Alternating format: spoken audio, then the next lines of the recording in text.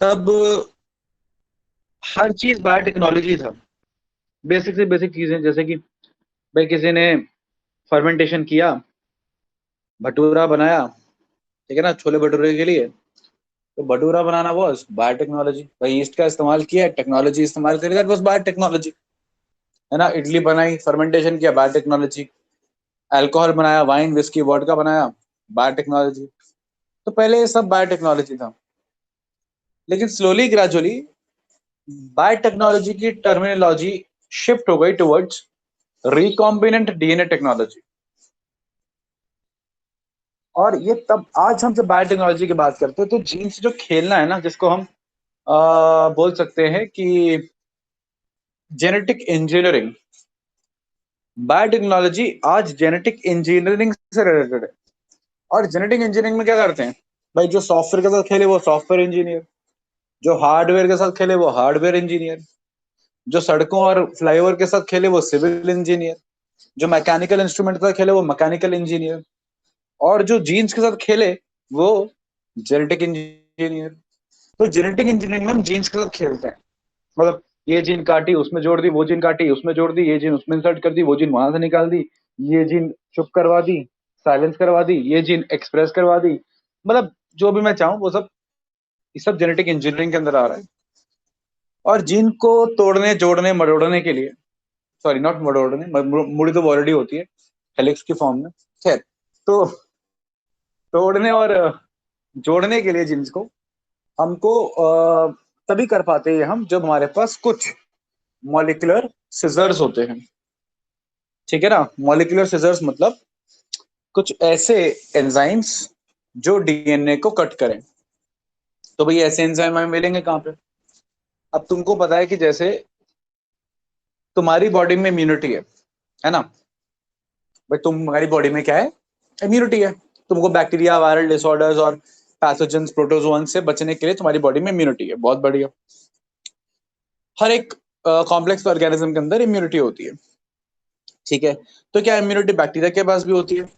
हाँ, हर ऑर्गेनिज्म के पास इम्यूनिटी एक तरीके से होती है। बैक्टीरिया भी नहीं चाहता कि भाई कोई दूसरा उसकी बॉडी में है। एक मिनट, मेरी बॉडी में तो बैक्टीरिया आता है, बैक्टीरिया की बॉडी में क्या आता है? वायरस। और आपको पता है कि हम जो स्पेसिफिकली बैक्टीरिया को वायरस इन्फेक्ट करते हैं उनको बैक्टीरियोफाज बोलते हैं। फाज, फेज, फागोसाइटोसिस, खा जाने वाले, बैक्टीरिया को डिग्रेड करने वाले, उन वायरसेस को हम बैक्टीरियोफाजेस बोलते हैं। तो ये जो बैक्टीरियोफाजेस है, ये बैक्टीरिया को खाते हैं, उसको डिग्रेड करते हैं। तो वायरस, सॉरी, तो बैक्टीरिया को भी इन्हीं वायरसेस से, जिनको बैक्टीरियोफाजेस कहते हैं, बचना होता है। अब बचने का तरीका क्या है? उन्होंने बड़ा सरल सा तरीका निकाला है कि क्या करो कि इन्होंने एक स्पेसिफिकली एंजाइम्स निकाले हैं जो एंडोन्यूक्लियसेस है। मतलब बैक्टीरिया, वायरस आएगा इनकी बॉडी में, अपना डीएनए डीएनए डालेगा, तभी तो नुकसान बचाएगा। लेकिन बैक्टीरिया क्या करेगा, इस डीएनए को कट कर देगा, तोड़ देगा, टुकड़े टुकड़े कर देगा। मतलब डीएनए को अंदर से ही काट देगा। तो अंदर मतलब एंडो, और डीएनए काट रहा है, न्यूक्लिक एसिड काट रहा है, तो न्यूक्लियस बोल दिया। तो बैक्टीरिया के पास वायरस से लड़ने के लिए एंडोन्यूक्लियसेस होते हैं। क्लियर है पॉइंट? जो वायरस की ग्रोथ को रेस्ट्रिक्ट करते हैं। अब क्योंकि वो वायरस की ग्रोथ को रेस्ट्रिक्ट कर रहे हैं, इसलिए हम उसको रेस्ट्रिक्शन एंडोन्यूक्लियसेस बोलते हैं। अब ये जो रेस्ट्रिक्शन एंडोन्यूक्लियसेस होते हैं, इनमें है ना, अच्छा, अब कुल मिला के ग्रुप ऑफ एंजाइम्स हैं जिनको हम रेस्ट्रिक्शन एंजाइम्स बोल रहे हैं। मतलब ये वायरस की ग्रोथ को रेस्ट्रिक्ट कर रहे हैं।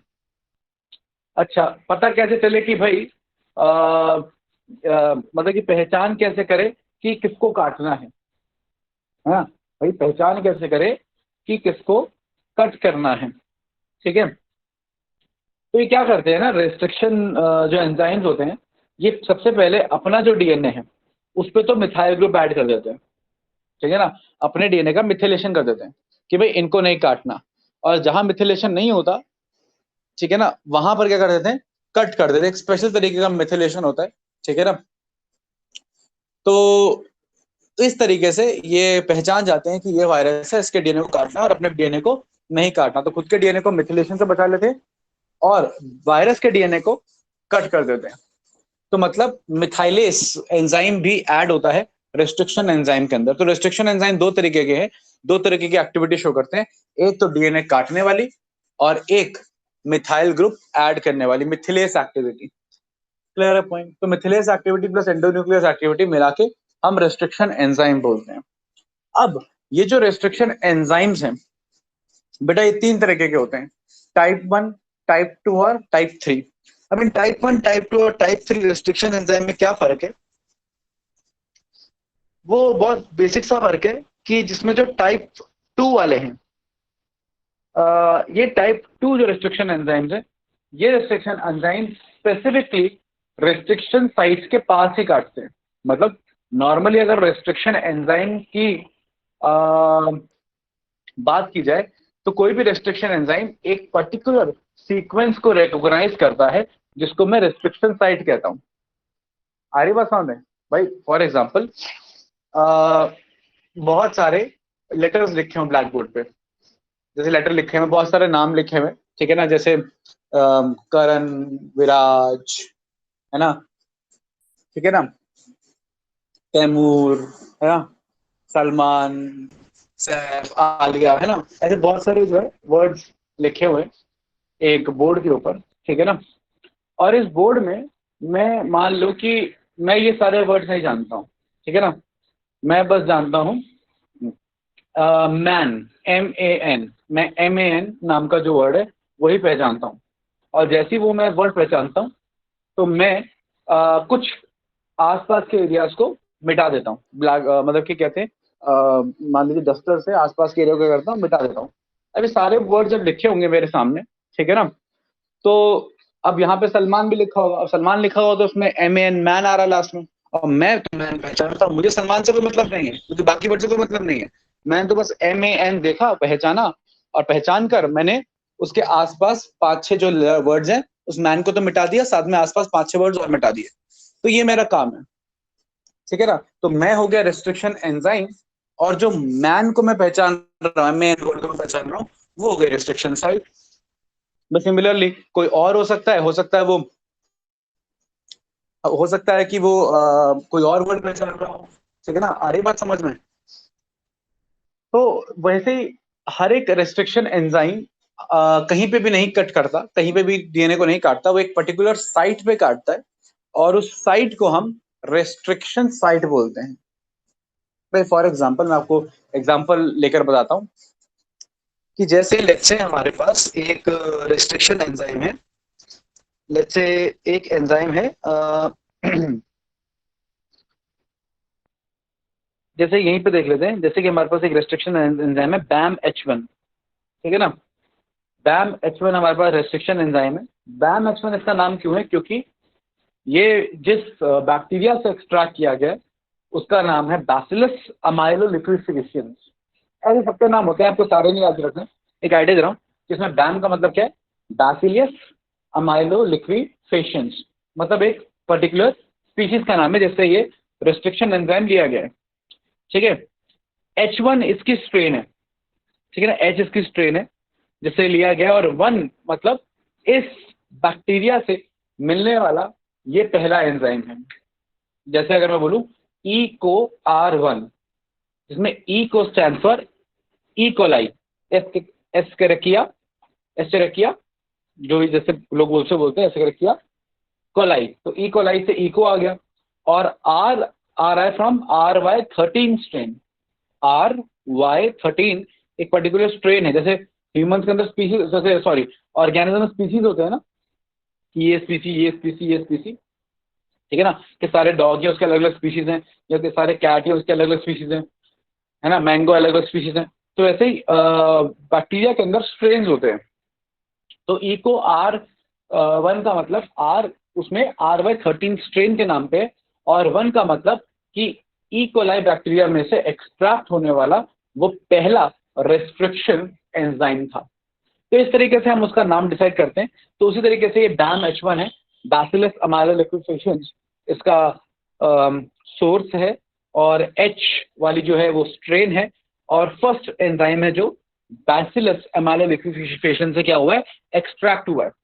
तो ये BAM H1 वाला एंजाइम हर जगह नहीं काटता, ये पूरे डीएनए में ढूंढता है GGATCC, GGATCC, ठीक है ना। ये इसको ढूंढेगा और इसको ढूंढने के बाद फिर इस जगह पर कट लगाएगा, ठीक है। और कट इस तरीके से लगाएगा कि एक कट लगाएगा यहाँ पे और एक कट लगाएगा यहाँ पे, जिसकी वजह से इसमें दो टुकड़े हो जाएंगे।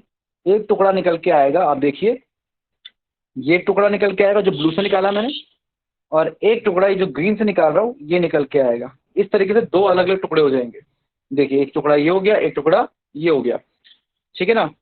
तो इस तरीके से जो कट बनेंगे वो इस तरीके से बन जाएंगे। अब ये जो GGATCC है इसको मैं बुलाता हूं रेस्ट्रिक्शन साइट, मतलब जहां रेस्ट्रिक्शन एंजाइम जिसको रिकॉग्नाइज करे। तो इस रेस्ट्रिक्शन साइट का नाम क्या होगा? इसका नाम होगा BAM H1 restriction site.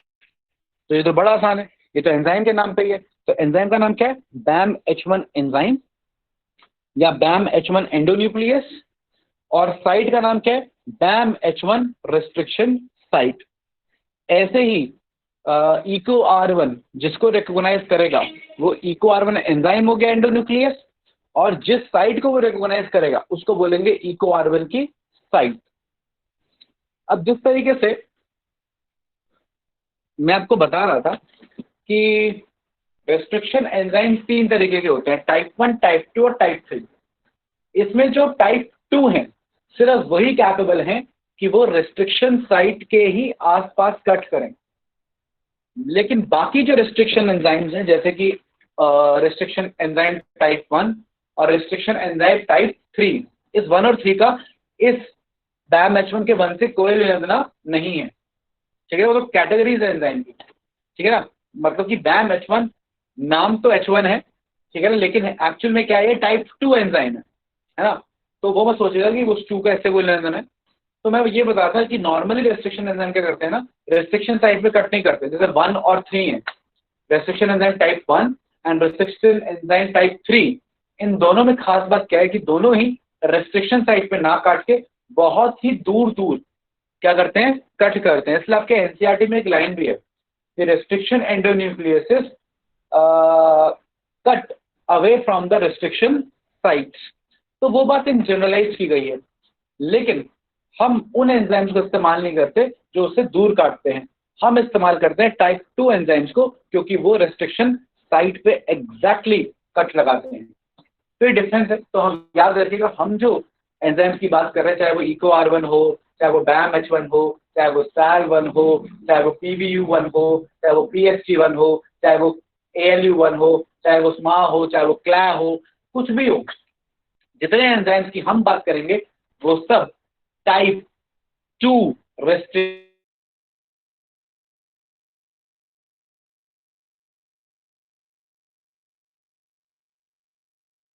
Enzymes हैं। ये बात आप ध्यान रखेंगे। खैर, तो मैं ये बता रहा था कि ये रेस्ट्रिक्शन एंजाइम्स पढ़ते हैं कि किस तरीके से। अच्छा, आप देख लीजिए SMA1, ठीक है ना। अब SMA1 जब कट करता है तो ये रिकॉग्नाइज करता है CCC। खैर, ये आपको याद नहीं रखना। जब ये कट करेगा तो ये बीचों बीच कट करेगा। जब बीचों बीच कट करेगा तो जो दो एंड्स बनेंगे वो सेम टू सेम एक जैसे बनेंगे। इनको अगर साथ में छोड़ दें, ठीक है, तो ये आपस में चिपकेंगे नहीं। क्यों? इनको बनाना पड़ेगा चिपकने के लिए क्या नाम है उसका, ये फॉस्फोडाइस्टर बॉन्ड, G और C के बीच में, C और G के बीच में, और वो बनाना आसान नहीं है, तो ये आपस में चिपकेंगे नहीं, इसलिए इसको बोलते हैं ब्लंट एंड्स, ठीक। लेकिन अगर आपने नीचे देखें, आप नीचे वाले के अंदर देखें आप ध्यान से अगर, तो जब BAM H1 कट कर रहा है तब BAM H1 कट करने की वजह से जो एंड्स बन रहे हैं, आप उसमें देखिए कि ये C, ये T, A, G, इसके GATC से कॉम्प्लीमेंट्री है।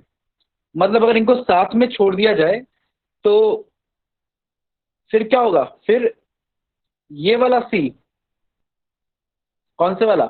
ये वाला C जाके इस वाले G से जुड़ जाएगा। जैसे कि मैं आपको बताता हूँ, इसको क्लियर कर लेते हैं। हाँ, जैसे कि ये वाला जी, शुरू से लेते हैं, जैसे कि ये वाला जी जाके इस वाले सी से जुड़ जाएगा, ये वाला ए जाके इस वाले टी से जुड़ जाएगा, ये वाला टी इस वाले ए से जुड़ जाएगा, और ये वाला सी जाके इस वाले जी से जुड़ जाएगा। मतलब कहने का मतलब ये है कि इन दोनों को साथ छोड़ दिया तो आपस में जुड़ जाएंगे। क्यों जुड़ जाएंगे? क्योंकि फॉस्फोडाइस्टर बॉन्ड नहीं बनाने इनको यहाँ पे, इनके हल्का सा जुड़ जाएंगे बाय द हाइड्रोजन बॉन्ड, है ना।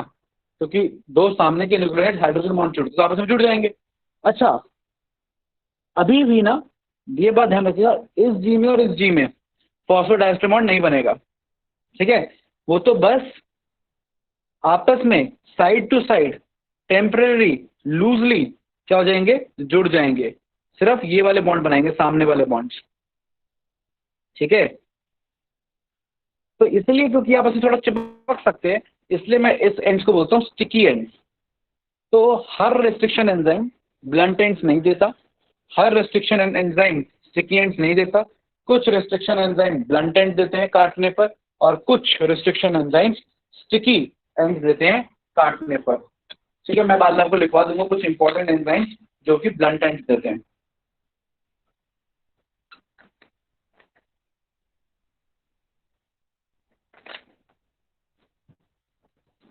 तो अच्छा, अब ये सारी कहानी इन्हीं की वजह से शुरू हुई थी। एक चीज और आपको नोटिस करनी है कि जितने आप रेस्ट्रिक्शन एंजाइम देख रहे हो वो सारे पैलिंड्रोमिक सीक्वेंसेस हैं। पैलिंड्रोमिक सीक्वेंसेस जैसे मैडम, MADAM, मैडम। अगर मैडम मैं ब्लैक बोर्ड पे लिख दूं तो भी वो मैडम है। उसे अगर मैं राइट से पढ़ूं तो भी मैडम है, लेफ्ट से पढ़ूं तो भी क्या है, वो मैडम ही है। इधर से भी MADM, उधर से भी MADM। तो ऐसे सीक्वेंसेस को हम ऐसी चीजों को हम बोलते हैं पैलिंड्रोमिक सीक्वेंसेस।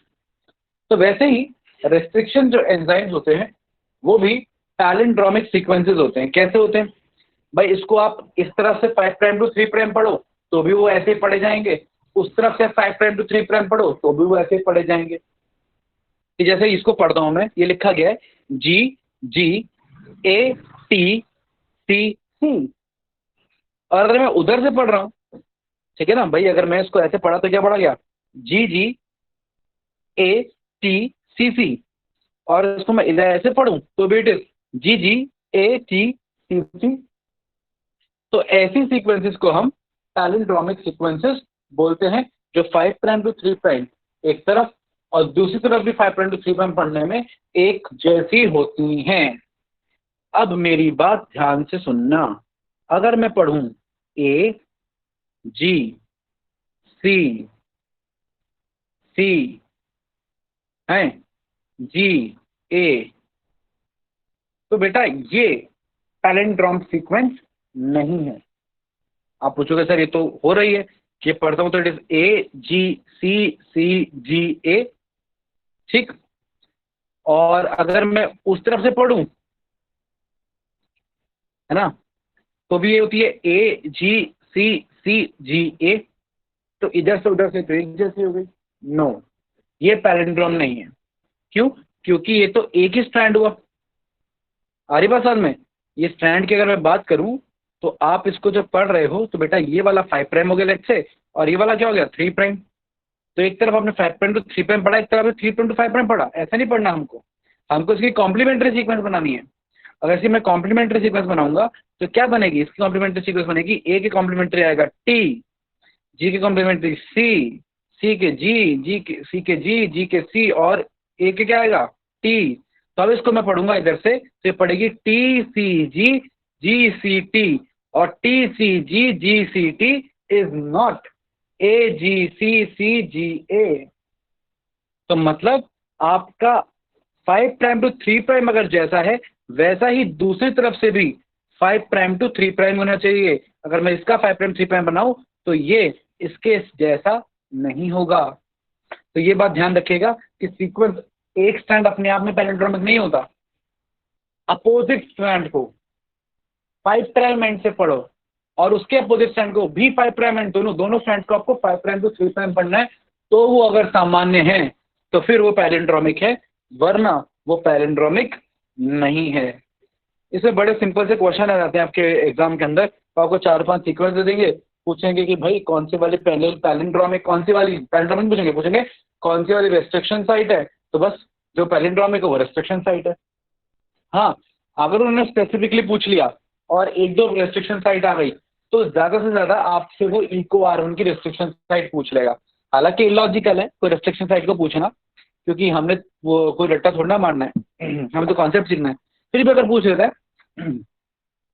ठीक है ना, तो याद रखिएगा इको R1 की रेस्ट्रिक्शन साइट होती है GAATTC।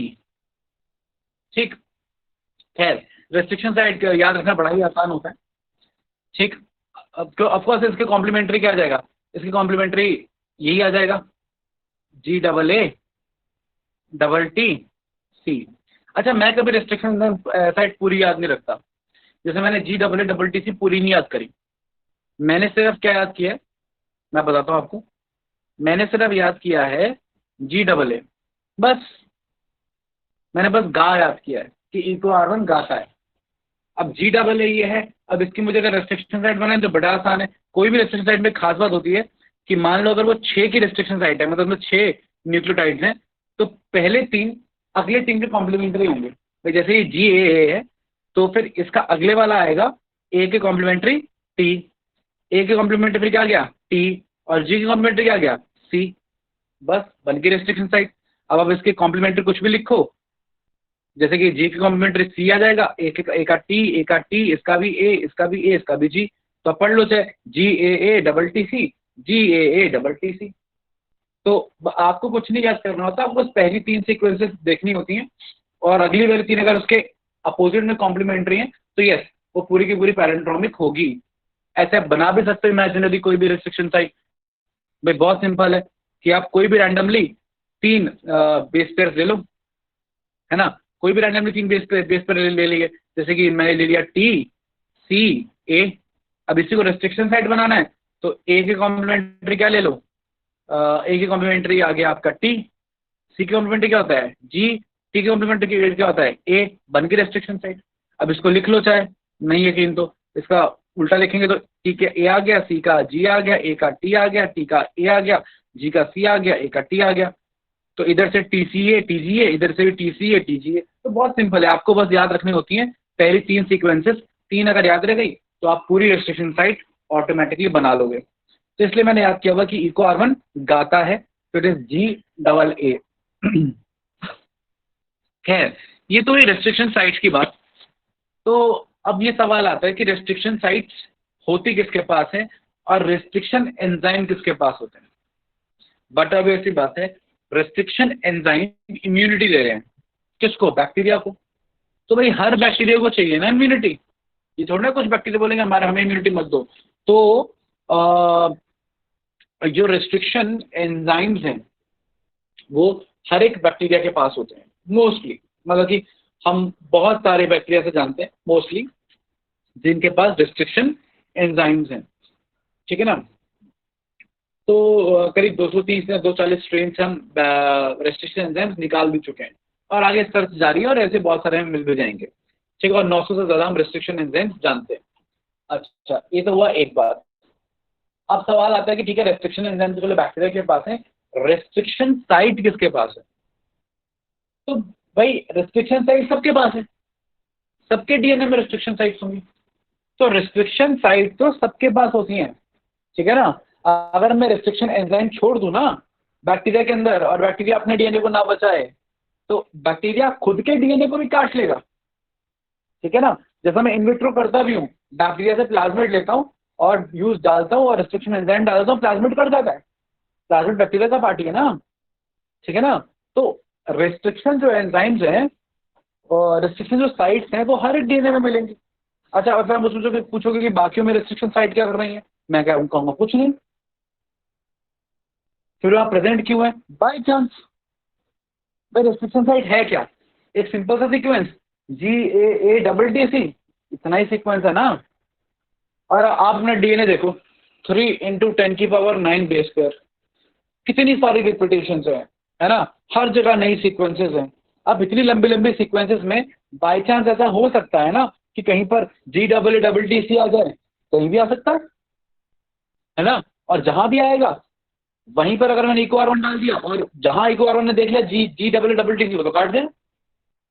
अरे बस हमने तो कहने का मतलब यह है कि क्योंकि हमारा डीएनए इतना वेरिएबल है, इतना वेरिएबल है कि बाय चांस वहां पर आ ही सकता है। जैसे मैंने बोला कि मैं तो मैन पहचान रहा था, तो मैं ब्लैक बोर्ड पे अगर एक सेंटेंस लिखूं, ठीक है ना, मान लो मैंने सलमान ने लिख दिया अब जैसे नॉर्मली, अब मैन आ गया तो वो काट देगा, ठीक है ना। अब मैंने नॉर्मली एक पूरा ऐसे एक पैराग्राफ लिखा, अब उस पूरे पैराग्राफ में MAN वर्ड कहीं नहीं आएगा क्या? अगर मैं ह्यूमन लिखूं, वुमन लिखूं, मैनहुड लिखूं, बैटमैन लिखूं, है ना, मैन्युस्क्रिप्ट लिखूं, है ना, मनुजा लिखूं, सब में मैन आ रहा है, बड़ा ही कॉमन है। तो वैसे ही रेस्ट्रिक्शन जो साइट्स हैं they are very very common, बहुत छह की सीक्वेंस है, कॉमनली पाई जाती है। तो भाई यस, अब है तो वो है तो जनरली आ रही, लेकिन एक बैक्टीरिया के एंजाइम के लिए क्या क्या है, रेस्ट्रिक्शन साइट है। अब इसी का हमने फायदा उठाया, दो बातों का हमने फायदा उठाया।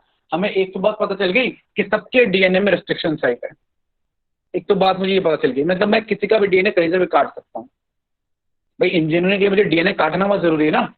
अब तो मैं किसी का डीएनए भी कहीं से भी काट सकता था, और मेरे पास ये बायो इन्फॉर्मेटिक्स है और बायोटेक्नोलॉजी की मदद से मेरे पास हर ऑर्गेनिज्म का सीक्वेंस है, हर ऑर्गेनिज्म का सीक्वेंस है मेरे पास। ह्यूमन का पूरा जीनोम सीक्वेंस पड़ा हुआ है ना, पूरे 3 × 10⁻⁹ बेस पर मुझे पता है कौन से हैं, ऑर्डर वाइज पता है कहाँ पर क्या है ना।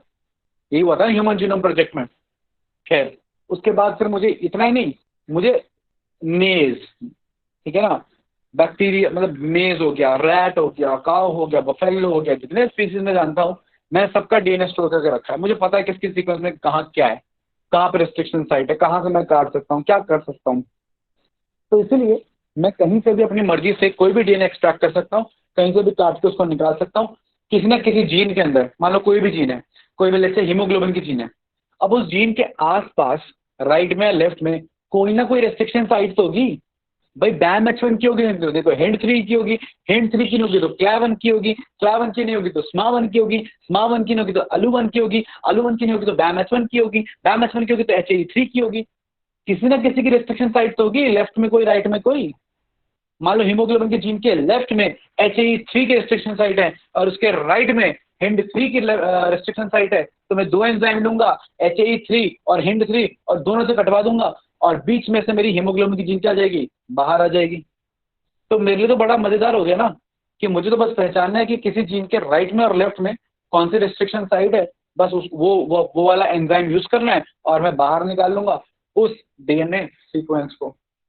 अच्छा इंटरेस्टिंग बात और क्या है, इंटरेस्टिंग बात दूसरी ये है कि अगर मैं एक ही रेस्ट्रिक्शन एंजाइम से, एक ही रेस्ट्रिक्शन एंजाइम से दो डीएनए सीक्वेंसेस को काटूं, जैसे कि मान लो मैंने बैम H1 यूज किया और दो डीएनए काटे, तो दोनों डीएनए के अंदर आपको ऐसे एंड्स मिलेंगे जो एक दूसरे के कॉम्प्लीमेंट्री होंगे, ठीक है ना।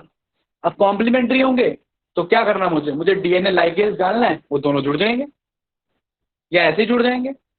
तो मतलब मेरे को कुछ नहीं करना, मुझे एक ही रेस्ट्रिक्शन साइट से दो डीएनए को कट कराना है, दोनों के कॉम्प्लीमेंट्री स्ट्रैंड्स बनेंगे, उनको जोड़ देना है।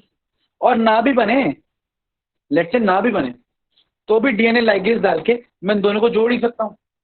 अगर ऐसे दो अब भी बन गए, कैसे भी एंड बने, ठीक है ना, मैं अगर ब्लंट एंड भी बन जाए तो भी मैं डीएनए लाइगेज डाल के क्या सकता हूँ, जोड़ सकता हूँ, ठीक है। तो बस मुझे क्या कर ध्यान रखना है कि मुझे दो ऑर्गेनिज्म के डीएनए को सेम रेस्ट्रिक्शन साइट से काटना है। Clear point. कई बार हमें सेम रेस्ट्रिक्शन साइट नहीं भी मिलती तो हम कुछ आर्टिफिशियल सीक्वेंस जोड़ के उसको कॉम्प्लीमेंट्री बना के जोड़ लेते हैं। मतलब कहने का मतलब यह है हम किसी तरीके से, मेन काम था हमारा डीएनए को एक्सट्रैक्ट करना, काटना अंदर से, उसके बाद जोड़ने का काम हम किसी ना किसी तरीके से कर ही लेते हैं, ठीक है। तो मतलब मैं इसका डीएनए उसमें,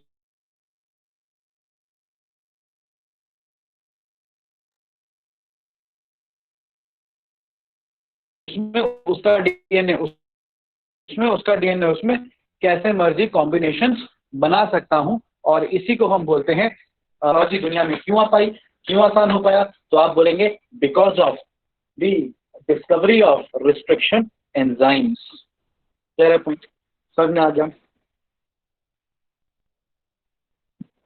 किसी को कोई डाउट है पूछ ले, फिर आगे बात करते हैं।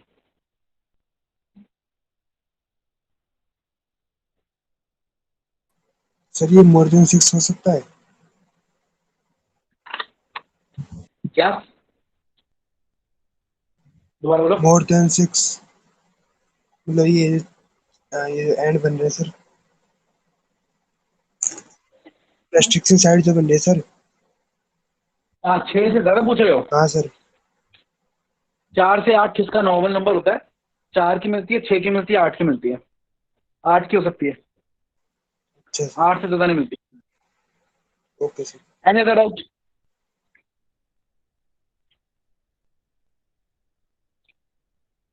चलिए, अगर आगे कोई और डाउट नहीं है तो आगे बढ़ते हैं। आगे हम थोड़ी सी हिस्ट्री की बात करते हैं, फिर हम बढ़ेंगे। देखो, हिस्ट्री में ये है कि एक भाई साहब थे पॉल बर्ग, और उनके दोस्त साइमन एंड जैक्सन, 1972। ये बात एनसीईआरटी में नहीं दी गई। इन्होंने पहली बार दो डीएनए को मिला के रिकॉम्बिनेंट डीएनए बनाया था। ठीक है, इन्होंने यूज किया था SV40, simian virus 40, SV40 virus इस्तेमाल किया था, और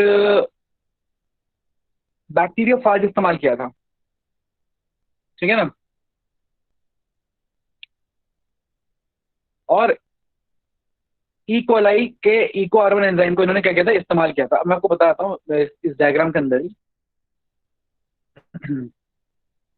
नेक्स्ट स्लाइड के अंदर ये है कि इन्होंने एक तरफ लिया SV40, आप जैसे कि देख सकते हैं डायग्राम में, SV40 लिया, ठीक है ना, और साथ में लिया लैम्डा फेज, दोनों का डीएनए ले लिया,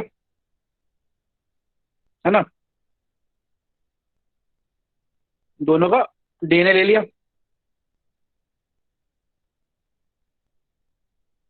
सॉरी,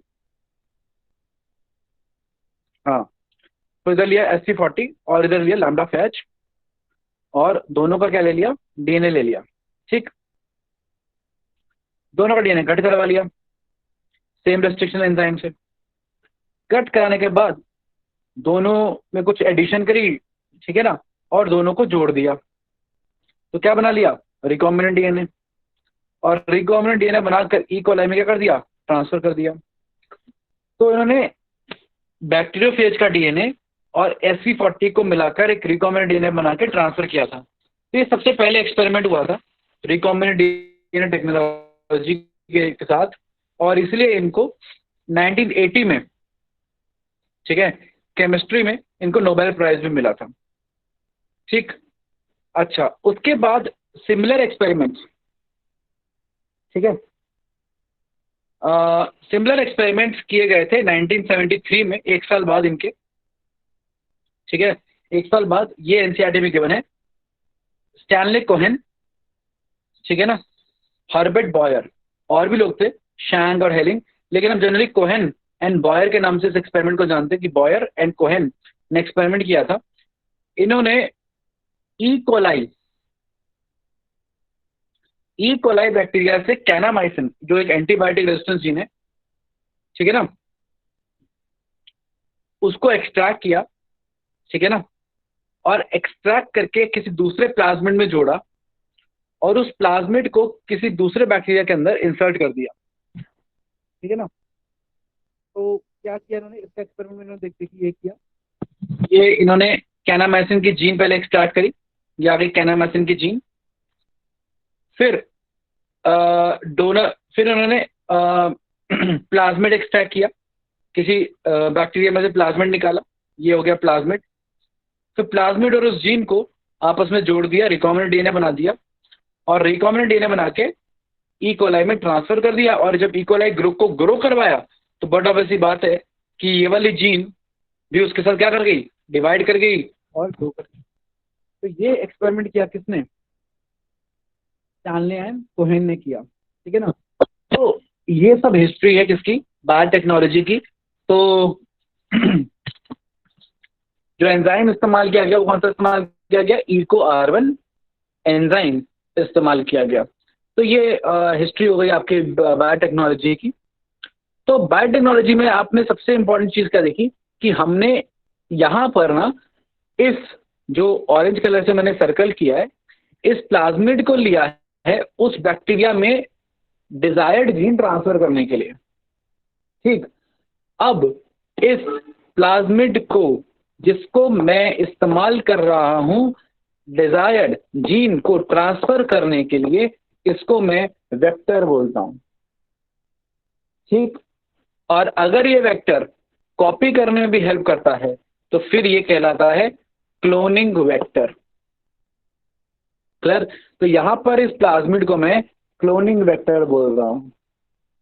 तो क्लोनिंग वेक्टर बेटा वो वाला डीएनए सीक्वेंस है, चाहे वो प्लाज्मिड हो, चाहे वो कोई वायरस हो, चाहे वो कोई आर्टिफिशियल क्रोमोसोम हो, कुछ भी हो जो एक जीन को ट्रांसफर करने में हेल्प करे या उसकी कॉपी बनाने में हेल्प करे, उसको मैं क्लोनिंग वेक्टर बोलता हूं। अब क्लोनिंग वेक्टर की अगर बात की जाए तो किस तरीके के क्लोनिंग वेक्टर्स हो सकते हैं, जैसे कि plasmid. Plasmid is a cloning vector. ठीक, प्लाज्मिड तो आपको पता ही है। ओके, फिर फेज। फेज मतलब वायरसेस जो बैक्टीरिया पर अटैक करते हैं वो भी हो सकते हैं प्लाज्मिड वेक्टर्स। कॉस्मिड्स। कॉस्मिड्स क्या होते हैं ना, कॉस्मिड्स एक कोहेसिव साइट होती है फेजेस के अंदर। फेजेस के पास एक चिपकने वाली साइट होती है, उसे बोलते हैं कोहेसिव साइट। और कोहेसिव साइट को प्लाज्मिड से जोड़ दिया। तो कोहेसिव से आया कॉस, ठीक है ना, प्लाज्मिड से आया मिड, मिला के बन गया कॉस्मिड। तो cosmid is a link between fusion between cohesive sites of bacteriophage plus plasmids. फिर एक बड़े बड़े जेनेटिक सीक्वेंसेस जिसको हम इस्तेमाल करते हैं प्रोकैरियोट्स में जीन ट्रांसफर करने के लिए, that is bacterial artificial chromosome, back. और अगर यही हमने यूकैरियोट्स के लिए इस्तेमाल किया तो हम बोलते हैं उसको याक, यीस्ट आर्टिफिशियल क्रोमोसोम्स। तो प्लाज्मिड, फेज, कॉस्मिड, बैक, याक, ये सब क्या हो सकते हैं, क्लोनिंग वेक्टर्स हो सकते हैं। सबके अपने अपने एडवांटेजेस हैं। जैसे कि अगर मेरे को सर्कुलर डीएनए यूज करना है ट्रांसफर के लिए, लेकिन मेरे को फर्क नहीं पड़ता, छोटा मोटा सेगमेंट ही मुझे कॉपी करवाना है या 5 से 10 केबी का करवाना है, तो मैं सिंपली प्लाज्मिड इस्तेमाल करता हूं जो मोस्ट कॉमन है। अगर मुझे लीनियर डीएनए चाहिए कॉपी करवाने के लिए, है ना, मैं लीनियर फॉर्म में कॉपी करवाना चाहता हूं और मेरी जो कॉपी सेगमेंट है उसका साइज बड़ा है, 10 से 20 केबी का है, तो मैं फिर बैक्टीरियोफाज इस्तेमाल कर सकता हूं। ठीक है ना, लेकिन ये बैक्टीरिया में ट्रांसफर करने के लिए हेल्प होंगे, ये ह्यूमन में ट्रांसफर नहीं कर सकते क्योंकि ह्यूमन तो बैक्टीरिया है नहीं। तो बैक्टीरियोफाज बैक्टीरिया के अंदर कॉपी करने के लिए अगर चाहिए आपको तो आप बैक्टीरियोफाज इस्तेमाल कर सकते हैं। अगर आपको बैक्टीरिया के सेल को कॉपी करवाना है तो तब, और सीक्वेंस छोटी हैं तो बैक्टीरियोफाज। अगर आपको थोड़ी बड़ी सीक्वेंस चाहिए और बैक्टीरिया में ही इनफेक्ट कॉपी करवाना है, 20 केबी से बड़ी चाहिए लेकिन 50 केबी से छोटी चाहिए, तो फिर आप कॉस्मिड इस्तेमाल कर सकते हैं। तो कैन यूज कॉस्मिड। अगर आपको बैक्टीरिया के अंदर ही या प्रोकैरियोट्स के अंदर बड़ी बड़ी सीक्वेंसेस को कॉपी करवाना है तो आप यूज कर सकते हैं बैक, बैक्टीरियल आर्टिफिशियल क्रोमोसोम। अगर आपको यूकैरियोट्स की बड़ी बड़ी चीज को कॉपी करवाना है तो आप यूज कर सकते हैं यीस्ट आर्टिफिशियल क्रोमोसोम, जैसा कि किया गया था इसमें ह्यूमन जीनोम प्रोजेक्ट में यीस्ट आर्टिफिशियल क्रोमोसोम इस्तेमाल किया गया था क्योंकि सीक्वेंसेस काफी बड़ी बड़ी थी और यूकैरियोटिक थी। तो डिपेंडिंग कि आपको प्रोकैरियोट में कराना है, यूकैरियोट में कराना है, छोटे साइज का कराना है, बड़े साइज का कराना है, सर्कुलर कराना है, लॉन्गिट्यूडनल सॉरी लीनियर कराना है, कैसा चाहिए आपको, किसमें करवाना है कॉपी, उस सबको देखते हुए आप इनमें से कोई भी एक वेक्टर अपनी चॉइस का इस्तेमाल कर सकते हैं। मोस्टली एक्सपेरिमेंट्स के लिए या चीज़ों के लिए जो इस्तेमाल किया जाता है वो प्लाज्मिड इस्तेमाल किया जाता है, इसलिए हमारी कहानी सारी बेस्ड होगी प्लाज्मिड के ऊपर। क्लियर है पॉइंट? लेकिन ऐसा नहीं कि हमें प्लाज्मिड हमेशा इस्तेमाल करना, हम अलग अलग इस्तेमाल कर सकते हैं। इतना ही नहीं, कुछ ऐसे भी क्लोनिंग वेक्टर आते हैं जिनको हम शटल वेक्टर बुलाते हैं। शटल, ठीक है ना, शटल वेक्टर वो होते हैं जो कि SHUTTLE शटल वेक्टर, जो prokaryotes as well as eukaryotes दोनों के लिए इस्तेमाल हो सकते हैं। मतलब प्रोकैरियोटिक की कॉपी बनानी है तो भी वो इस्तेमाल हो सकते हैं, यूकैरियोट की कॉपी बनानी है तो भी वो इस्तेमाल हो सकते हैं। देखिए, अगर आपको प्रोकैरियोट की कॉपी बनानी होती है तो आपको चाहिए होता है origin of replication, ORI। ORI एक वो सीक्वेंस है जिसको रिकॉग्नाइज करने के बाद ही डीएनए पॉलीमरेज बाइंड करता है और तभी डीएनए रेप्लिकेशन होता है प्रोकैरियोट्स में। और वही यूकैरियोट्स में होती है ARS, ऑटोनॉमसली रेप्लिकेटिंग सीक्वेंसेस। तो यूकैरियोट्स में ARS को रिकॉग्नाइज किया जाता है। तो कॉन्सेप्ट ये है कि आप ORI रखोगे तो प्रोकैरियोट की कॉपी बन पाएगी, आप ARS रखोगे तो यूकैरियोट की कॉपी बन पाएगी, आप दोनों रखोगे तो दोनों की कॉपी बन पाएगी। और शटल वेक्टर्स में यही होता है, उसमें ARS भी होता है, उसमें ORI भी होता है, ठीक है ना। तो इसलिए वो DNA prokaryote as well as eukaryote दोनों की कॉपी बना पाते हैं, ठीक है। ये हो गया वेक्टर्स के बारे में। अब हमें क्लियर है पॉइंट, कोई डाउट क्या आगे बात करें? सर ये शटल बताना क्या बताया है? बेटा तुझे प्रोकैरियोटिक डीएनए की कॉपी बनानी होगी तो क्या इस्तेमाल करेगी? फरजाना तेरी आवाज थी ना ये? Yes sir. हाँ, तेरे को प्रोकैरियोटिक डीएनए की कॉपी बनानी है तो कौन सा वेक्टर इस्तेमाल करेगी तू?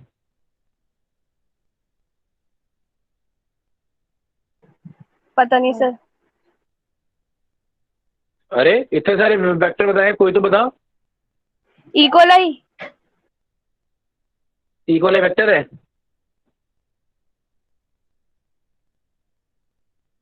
इकोलाई तो खुद बैक्टीरिया है। सॉरी इकोलाई के सॉरी। अंदर जीन ट्रांसफर करनी है, इकोलाई के अंदर जीन ट्रांसफर करनी है तो क्या इस्तेमाल करेगी तू?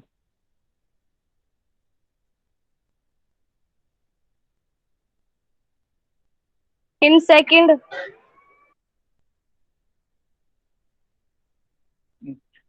जो मैं पढ़ा रहा हूँ सर तो कुछ सुन भी रही है बैक्टीरिया लड़की? कर सकते हैं। अब मुझे एक बात बता। हाँ एक मिनट पूजा, मैं पहले इस फरजाना से बात कर लूँ, पहले इसको समझा दूँ ना। फरजाना डायग्राम दिख रहा है? Yes sir. हाँ वेरी गुड। अब बेटा ये क्या है उस डायग्राम में, ये जो मैंने ग्रीन से मार्क किया, व्हाट इज दिस? ये रिकॉम्बिनेशन डीएनए बनाया आपने? तेरे को ये रिकॉम्बिनेशन डीएनए नजर आ रहा है? क्या नजर आ रहा है ये? ध्यान से देख इसको, क्या है ये पूरा का पूरा है क्या?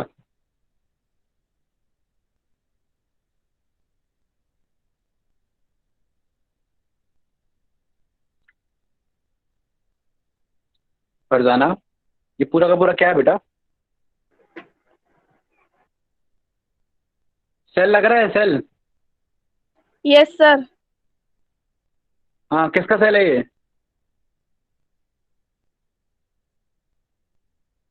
बैक्टीरिया का। बैक्टीरिया ही है, बैक्टीरिया खुद सेल है। इतनी देर क्यों लग रही है? बैक्टीरिया है ना ये? Yes sir. हाँ अब इस बैक्टीरिया में हमने क्या किया, हमने ये ट्रांसफर किया, ये गोला सा। Yes sir. ये ट्रांसफर किया ना इसके अंदर, और क्यों किया है? ताकि जब ये बैक्टीरिया डिवाइड करे तो ये गोला भी ट्रांसफर हो, कॉपी हो बार बार। Yes sir. ये गोला क्या है? प्लाज्मिड। हाँ प्लाज्मिड है। तो हमने इस प्लाज्मिड को इस्तेमाल किया ना यहाँ पे इसके अंदर इंसर्ट करने के लिए। तो बेटा प्लाज्मिड क्या हो गया? इसी को बोलते हैं क्लोनिंग वेक्टर, ओके सर। ठीक है। तो वैसे ही क्लोनिंग वेक्टर मैंने अभी बताया कि क्या क्या हो सकता है। प्लाज्मिड हो सकता है, फेज हो सकता है, जैसे बैक्टीरिया फेज। अब जो वायरस बैक्टीरिया के अंदर घुस के अपनी जीन इंट्रोड्यूस कर सकता है, उस वायरस के साथ मैं कोई एक पर्टिकुलर जीन अटैच कर दूं, तो जब वो वायरस जाएगा तो मेरी वाली जीन पे तो ले जाएगा, तो फाज इस्तेमाल हो सकता है, ठीक है।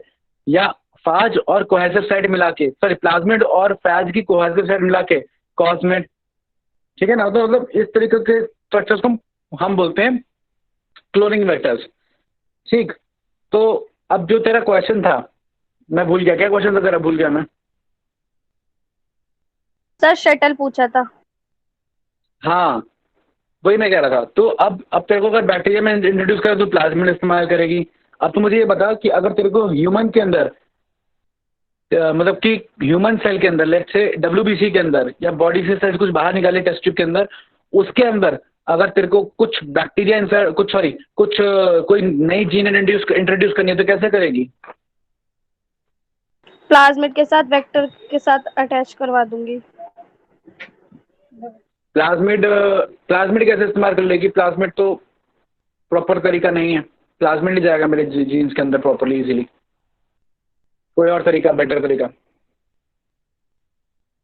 और ह्यूमन की जो जीन्स होती हैं वो बहुत बड़ी बड़ी होती हैं, प्लाज्मिड बहुत छोटी जीन ले पाता है, 5 KB की ले पाता है।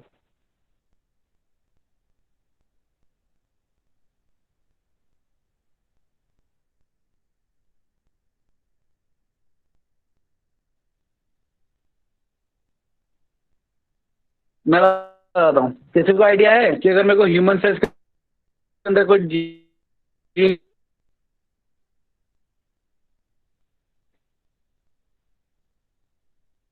इसमें लिखा नहीं हुआ है। पूजा कुछ बोल रही थी तू? सर याक इस्तेमाल कर सकते हैं। यस पूजा सर।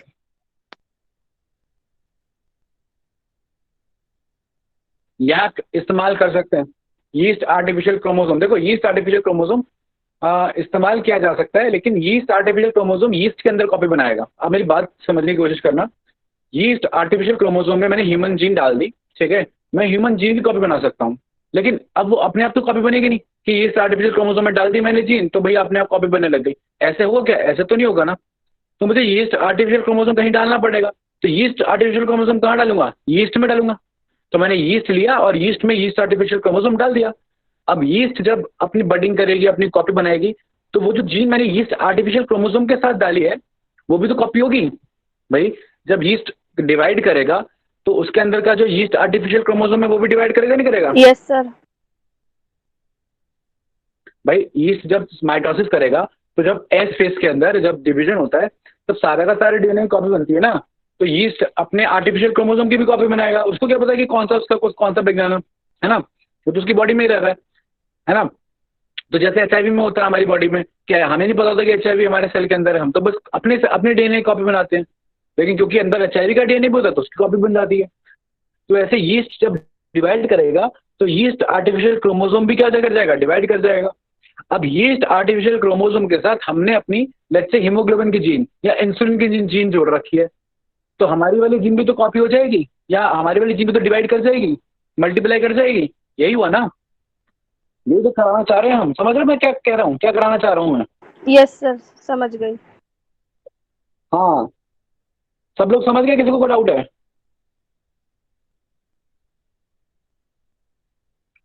अच्छा, अब मेरा सवाल ये नहीं था, ठीक है, मेरा सवाल ये था, मैं ह्यूमन की जीन की बात नहीं कर रहा हूं, मैं ह्यूमन के सेल के अंदर कॉपी बनाने की बात कर रहा हूं।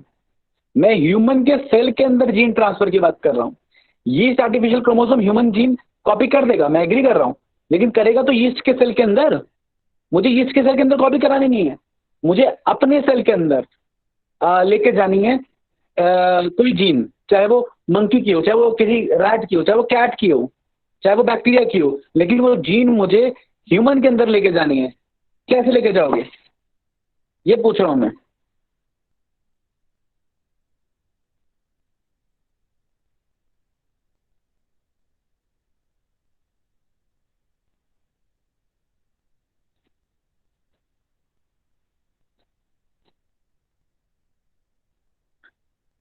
आप लोगों को मेरी आवाज आ रही है? हाँ या ना ही बोल दो कि सर नहीं पता या पता है, ताकि मैं बताऊं या आप बताओ। सर नहीं पता। हाँ, थैंक यू बताने के लिए। सुनो ध्यान से, अब तुम्हारी बॉडी में अगर मुझे कोई जीन लेके जानी है, तुम्हारे सेल्स के अंदर लेके जानी है, तो सबसे बढ़िया तरीका है वायरस, ठीक है। अब वायरस जैसे कि कोई भी जैसे एडेनो वायरस एक रेट्रो वायरस है जो ह्यूमन सेल्स को इन्फेक्ट कर सकता है। तो आप सोचोगे कि हम, तो हमें करना क्या है, हमें बस उस वायरस के साथ मान लीजिए कोई भी जीन, मान लीजिए मुझे बैक्टीरिया की कोई जीन या कोई भी particular gene XYZ gene, bacteria की मान लेते हैं, बैक्टीरिया की जीन या लेट्स से किसी और की जीन, लेट्स से किसी पेड़ की जीन, नीम के प्लांट की जीन, ठीक है ना, मुझे नीम के प्लांट की कोई पर्टिकुलर जीन जो है वो उठाकर मुझे पहुंचानी है ह्यूमन सेल्स के अंदर। तो मैं नीम के प्लांट से उस जीन को एक्सट्रैक्ट करूंगा, ठीक है। एक्सट्रैक्ट करने के बाद उस जीन को मैं वायरस के अंदर इंट्रोड्यूस करूंगा। कौन सा वायरस? एडेनो वायरस के अंदर। और फिर उस वायरस से ह्यूमन बॉडी को मैं इन्फेक्ट कराऊंगा। अब जहां जहां वो वायरस जाएगा वहां वहां सेल्स के अंदर जाके उस जीन को ट्रांसफर करेगा, क्योंकि भाई वायरस ऐसे काम करता है, हमारे सेल के अंदर घुसता है, अपनी जीन ट्रांसफर करता है। अब अपनी करेगा तो अपनी उसकी उस खुद की जीन में मैंने क्या डाल रखा है? उस प्लांट की जीन भी डाल रखी है, तो अपनी जीन के साथ साथ वो प्लांट की जीन भी तो ट्रांसफर हो जाएगी, ठीक है। तो इस तरीके से मैं काफी वायरसेस को भी इस्तेमाल करता हूँ एज क्लोनिंग वेक्टर, कि गया और जाके उसने क्या कर दिया? ट्रांसफर कर दिया। और अब जब वो वायरस अपनी कॉपी बनाएगा, है ना, ये तो वेक्टर वाला काम हुआ, क्लोनिंग वाला काम तो रह गया। अब जाके जब वो अपनी कॉपी बनाएगा, ठीक है, जैसे कि बैक्टीरिया वायरस करता ही है, अपनी कॉपी बनाता है, कॉपी बनाएगा तो फिर मेरे वाली जीन की भी क्या बन जाएगी? कॉपी बन जाएगी। या जहां भाई जहां जाएगा वहां वहां मेरी जीन क्या जाएगी? ट्रांसफर हो जाएगी। या वो सेल डिवाइड करेंगे तो वो बढ़ती जाएगी। खैर, पॉइंट ये है, अब सवाल सिर्फ इतना सा आएगा कि अगर वायरस मैंने इस्तेमाल किया मेरी बॉडी में जीन पहुंचाने के लिए, तो वो वायरस जो डिजीज कॉज कर रहा है वो भी तो मुझे हो जाएगी, ठीक है। इसीलिए हम जनरली जो वायरस इस्तेमाल करते हैं उसका जो वायरुलेंस है, मतलब कि जिसको नुकसान पहुंचाने वाला कंपोनेंट है उसके डीएनए में, उस पार्ट को हटा देते हैं, ठीक है ना। जैसे हम आपको एक एग्जांपल लो, आगे पढ़ाऊंगा। एक प्लाज्मिड होता है, TI plasmid, tumour inducing plasmid. ये टीआई प्लाज्मिड एग्रोबैक्टीरियम ट्यूमीफेशियंस इस बैक्टीरिया में पाया जाता है। अब एग्रोबैक्टीरियम ट्यूमीफेशियंस जो बैक्टीरिया है वो अपने टीआई प्लाज्मिड के थ्रू एक प्लांट के अंदर क्राउन गॉल डिजीज कॉज करता है। मतलब उसके रूट के पास या लोअर स्टेम रीजन में एक ट्यूमर लाइक ग्रोथ कॉज करता है। लेकिन हमें एक बात तो बड़ी अच्छी पता चल जाती है कि ये टीआई प्लाज्मिड कोई भी जीन ट्रांसफर कर सकता है प्लांट के अंदर। तो हम क्या करते हैं, हम टीआई प्लाज्मिड का जो ट्यूमर इंड्यूसिंग नेचर है, जिसे ट्यूमर बन सकता है, उस जीन को डिलीट कर देते हैं, हटा देते हैं, और उस जीन की जगह पर इंट्रोड्यूस कर देते हैं हमारी कोई डिजायर्ड जीन, जो भी मैं उसके अंदर इंट्रोड्यूस करना चाहता हूँ। जैसे कि लेट्स से कोई भी जीन, बीटी जीन, जैसे बीटी कॉटन सुनते हो आप, तो हमने क्या किया, बीटी जीन उठाई और टीआई प्लाज्मिड में डाल दी, ठीक। और ये टीआई प्लाज्मिड मैंने डाल दिया वापस एग्रोबैक्टीरियम ट्यूमीफेशियंस बैक्टीरिया के अंदर, ठीक। अब ये बैक्टीरिया गया, प्लांट को उसने इन्फेक्ट किया, अंदर घुसा, उसके जीन ट्रांसफर की जैसे हमेशा करता है। लेकिन क्योंकि उसमें ट्यूमर इंड्यूसिंग जीन नहीं थी तो उसको डिजीज नहीं हुई। लेकिन मेरा काम तो हो गया, मेरी जीन तो हो गई ट्रांसफर। तो अब जो प्लांट है वो कैसा प्लांट बन गया? वो बन गया बीटी प्लांट, है ना। अब अगर मैंने यही काम कॉटन के साथ किया तो बीटी कॉटन, यही काम ब्रिंजल के साथ किया तो बीटी ब्रिंजल, टोमेटो के साथ किया तो बीटी टोमेटो, सोयाबीन के साथ किया तो बीटी सोयाबीन। तो बीटी जीन मतलब क्राई जीन जिसको हम बोलते हैं, वो बीटी जीन मैंने उठाकर अगर किसी के अंदर ट्रांसफर कर रहा हूँ थ्रू टीआई प्लाज्मिड, ऐसा भी कर सकता हूँ। तो आई सपोज आप समझ रहे हो मेरी बात को कि मैं किसको क्लोनिंग वेक्टर बोल रहा हूँ। आ रही बात समझे क्लोनिंग वेक्टर क्या है? किसी को कोई डाउट?